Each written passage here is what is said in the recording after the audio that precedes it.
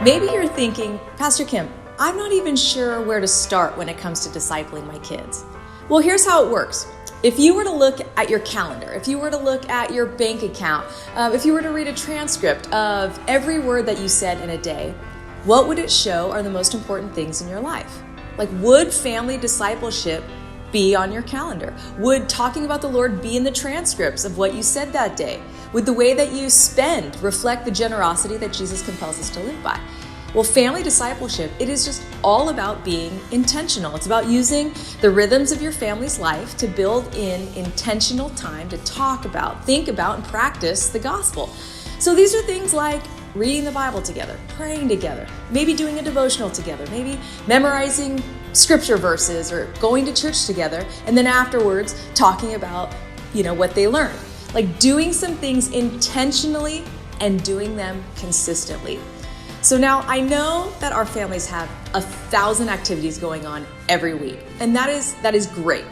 There's nothing wrong with activities for the most part, unless we're saying that all of these activities are so important that we don't have time to disciple our kids. And if that's the case, then something may be out of priority with the way that we've scheduled our family time.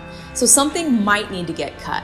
Because family discipleship isn't just one more thing, like it's actually the thing. It's the purpose the Lord's given you as a parent for the sake of your children's salvation and deepening in their relationship with the Lord.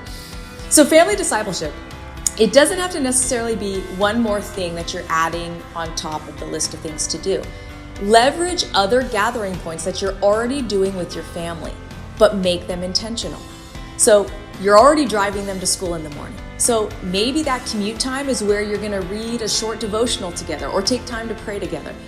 Sundays, right after church, maybe you're already going to lunch together. So take time, Sunday lunch, and talk to your kids about what they learned and then take it a step further.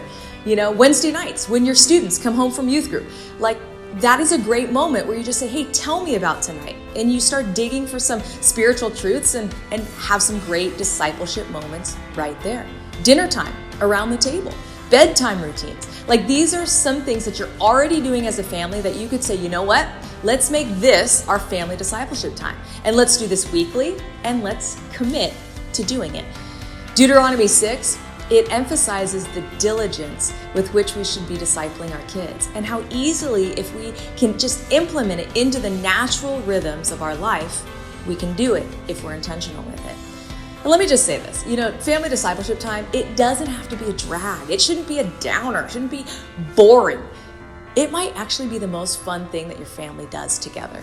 And so friends, if you've never done this before, now is a great time to start. These kind of skills, they're not developed just on their own. They're developed by practice.